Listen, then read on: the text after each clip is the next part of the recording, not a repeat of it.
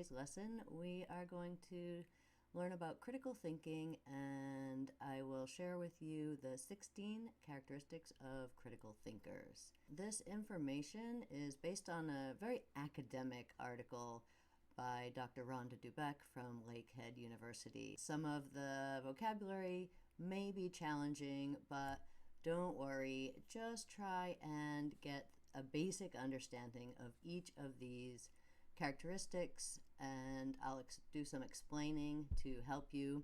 Okay, let's get started. Characteristic is observation, right? This is how we enter the world as babies and children, and as we grow older, we continue to do this. So this includes our ability to document details, right, in our minds, and to collect data through our senses. So hearing, seeing, tasting, feeling, all of these things.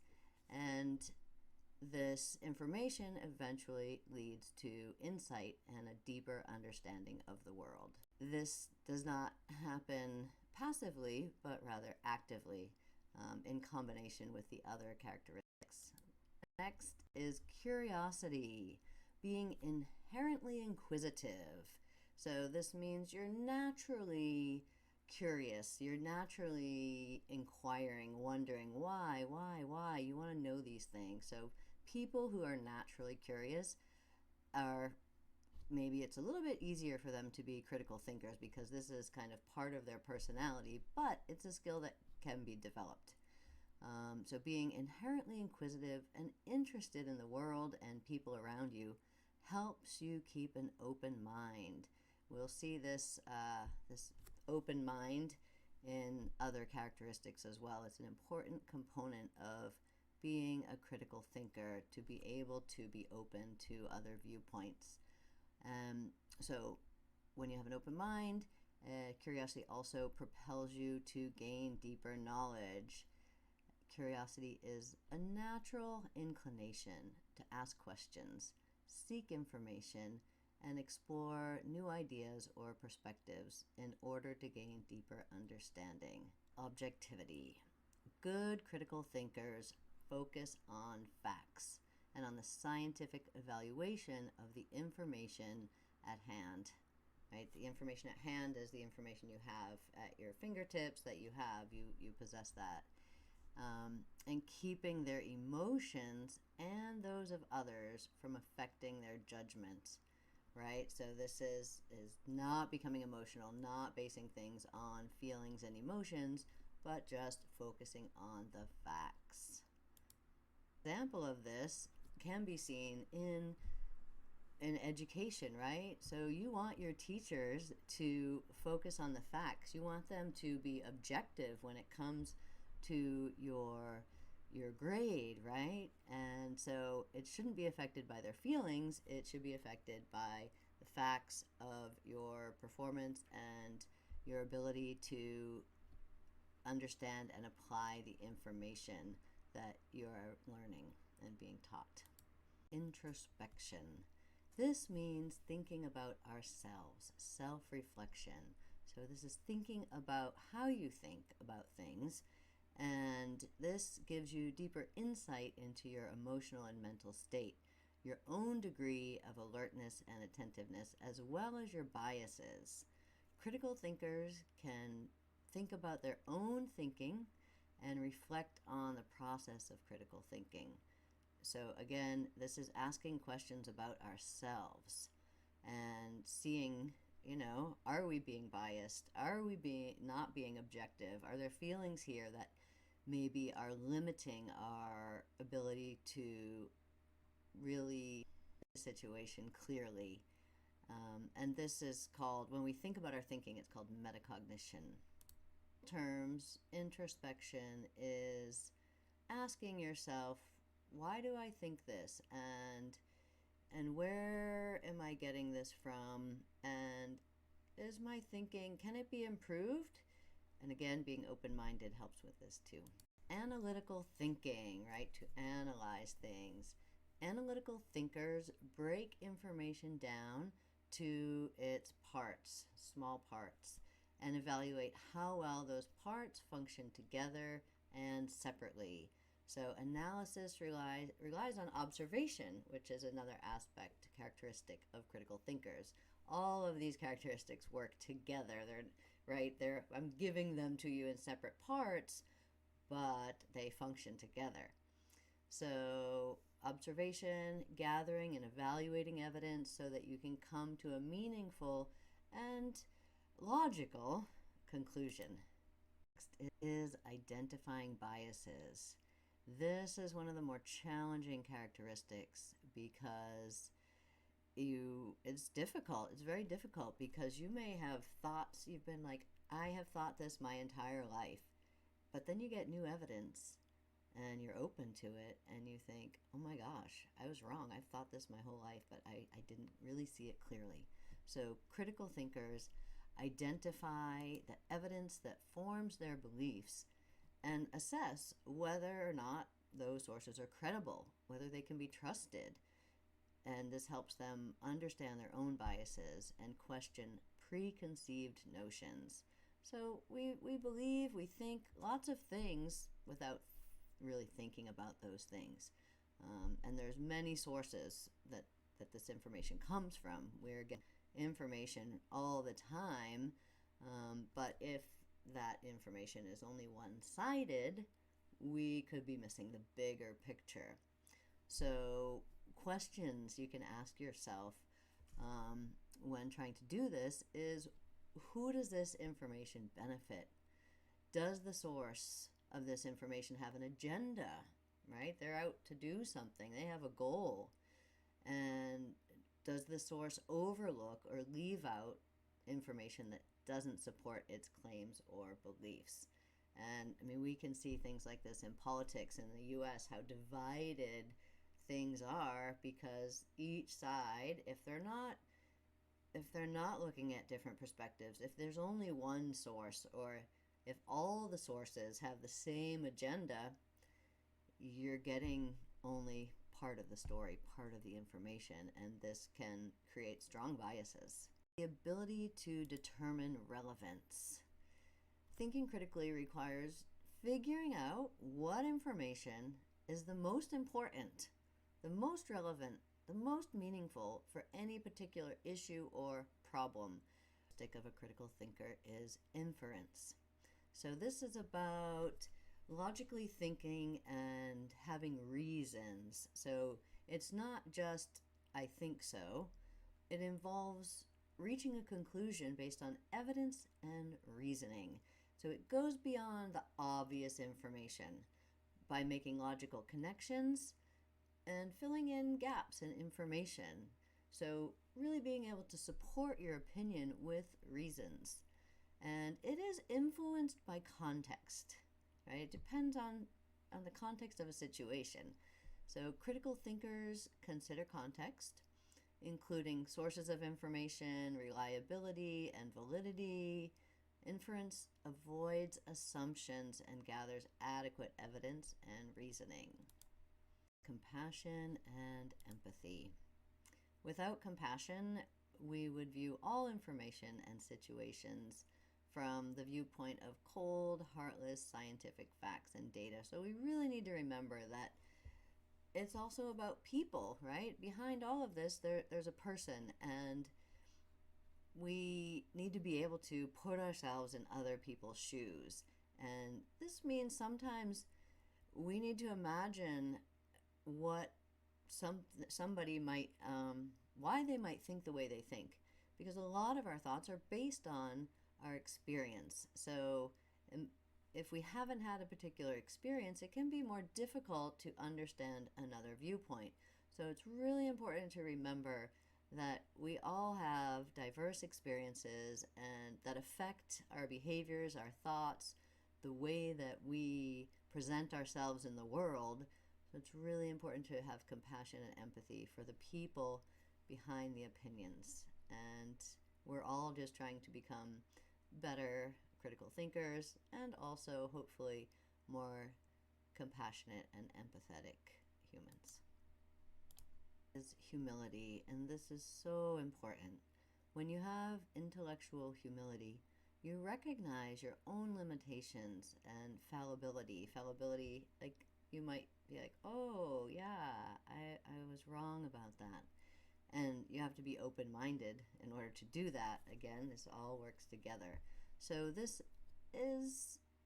gives you the need to constantly learn and grow without claiming to have all the answers. So you're open to other people's viewpoints.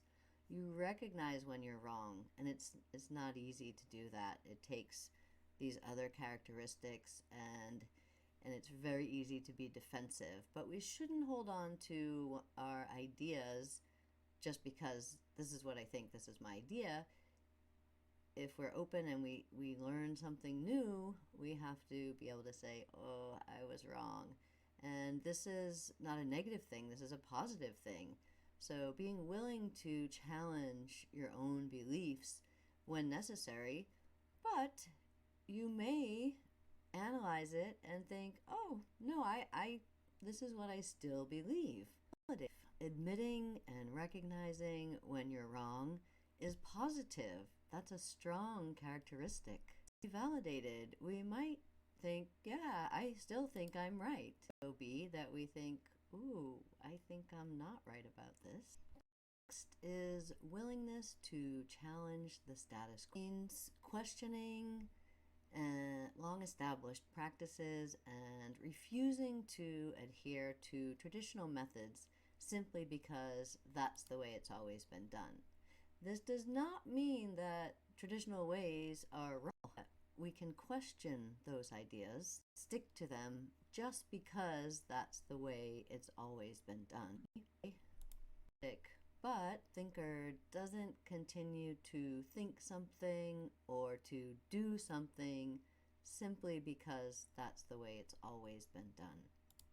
To making informed decisions. So you look at the information and really think about it, reflect, analyze. Is this right for us today? And if so, like I said, great. And if not, then maybe you want to make some changes. Next is open-mindedness. We're seeing some of these characteristics overlap, right? So critical thinkers want to hear all perspectives.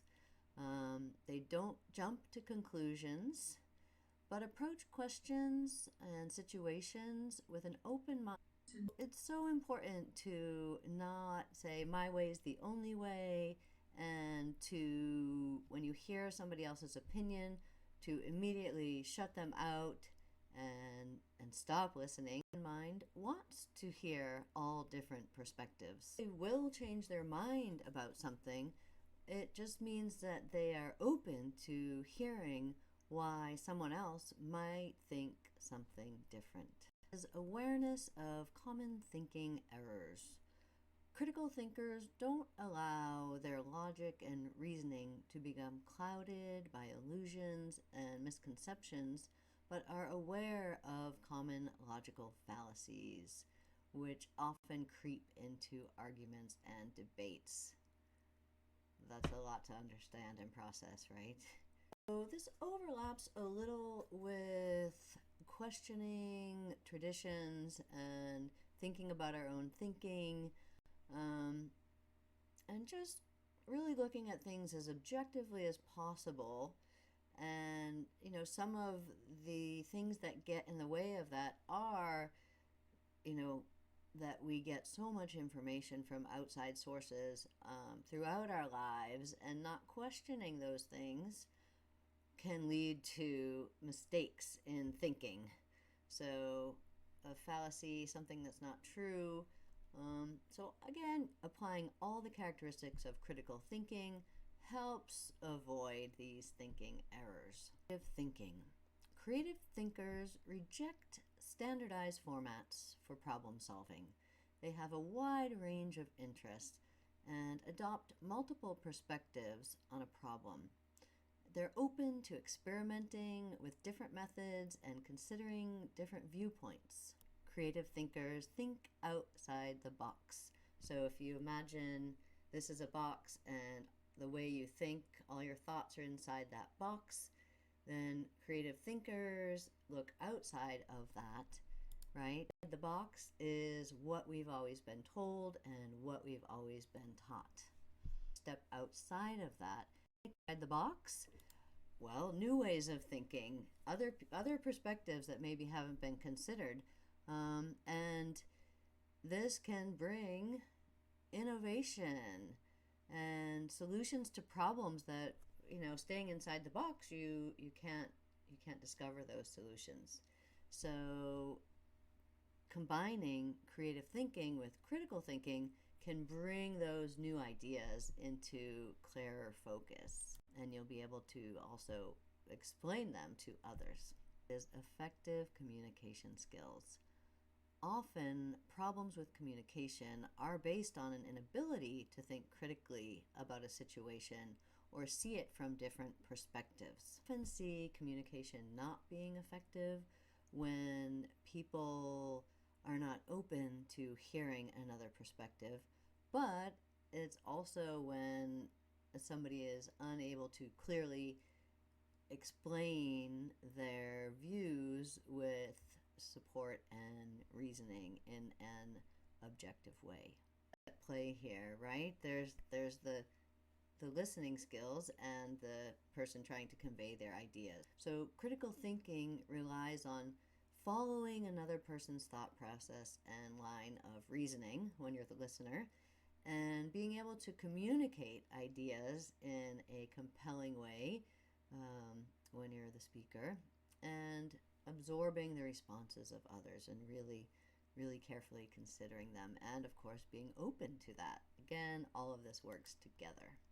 So our final characteristic, active listening skills. So in active listening skills, you are not just sitting there waiting for someone to finish speaking. You are giving some feedback. Include asking questions, right?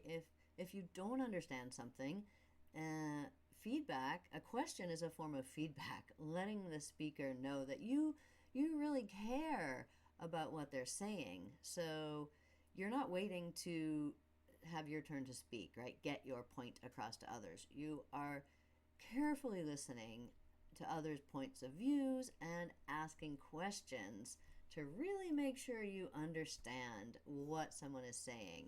Asking questions, this helps distinguish facts from assumptions, and this helps you get information to gain insight, and we do this best with open questions that probe deeper into an issue. Even just asking, why is it you think that way? And it helps others clarify their viewpoints too. And this is not easy. I know it is not easy. If we're doing it well, in our class, there's not that much time to get into this. But if you're really engaged with this process and you're really trying to think critically, then it will take time. And if we're doing it well, when you leave the classroom, the thinking doesn't stop, right? You're continuing to ponder these things and develop your ideas more strongly with critical reasoning and logic. And some of this comes from other people's ideas and ways of looking at things that you may not have thought of. So that's why it's so important to share your viewpoint, but be open to others as well. So this is a big concept, right? You might be thinking, oh my gosh, how can I improve my own critical thinking? Just having that desire, that openness, combining all of these characteristics is step one. This is part of why people go to university. And so you can first become more self-aware, asking yourself why. And if you resist critical thinking, if you're like, not for me, right? Then the first question is to ask yourself why. Why? And use these things, analyze your thinking, think about your own thinking. It starts with you. Understand your mental process, right? Understand how you think. And this helps us become more critical in our thinking. Develop foresight. Try to think ahead. think about what would happen if I did this, or what would happen if this happened. And this is the opposite of hindsight, right? It's hindsight is 2020. We have this expression, which means after something happened, we see more clearly, right? Sometimes it's impossible to do that before the consequences of an action. But foresight is to take a minute and stop and think about the possible consequences of actions or behaviors. Foresight, we think ahead about how will this affect this. Practice active listening. We just talked about this, and it does take practice. You can improve. Active listening includes and involves asking questions.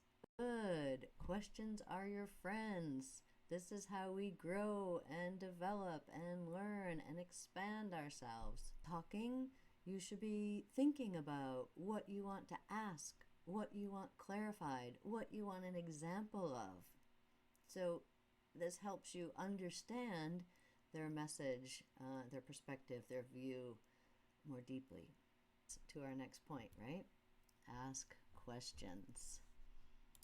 Questions are so important. Questions show people that you're thinking and considering what they have said. Next, you should evaluate existing evidence. What's already out there about that we already know? Is a little basics about critical thinking.